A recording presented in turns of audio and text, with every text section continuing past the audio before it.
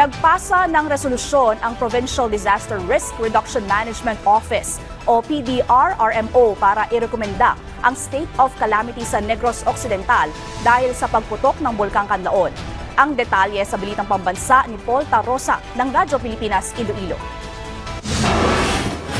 Inaprubahan na ng Provincial Disaster Risk Reduction Management Office ang resolusyon para irekomenda ang state of calamity sa probinsya ng Negros Occidental dahil sa pagputok ng Bulkang Kanlaon. Inaprubahan ang resolusyon sa isinagawang PDRRMC meeting sa pangunguna ni Negros Occidental Governor Eugenio Lacson. Ayon kay Office of Civil Defense Western Visayas Director Raul Fernandez, napagkasunduan ng member agencies na aprubahan ang resolusyon para may magamit na karagdagang pundo para tulungan ang mga apektadong residente sa probinsya. Inaasahang tatagal pa ng mahigit kumulang 3 linggo ang libo-libong residente sa evacuation center sa probinsya ng Negros Occidental dahil sa banta ng pagputok ng bulkan. Sa pagrekomenda ng PDRRMC, nakatakda ang special session ng Sangguniang Panlalawigan bukas para aprobahan ang deklarasyon. Sa pagtutok sa response operations, nagsagawa rin ng aerial survey ang Task Force Kanlaon para tingnan ang kondisyon ng bulkan 3 araw makalipas ang pagputok nito. Mula sa PBS Radio Pilipinas Iloilo, Paul Tarosa para sa Balitang Pambansa.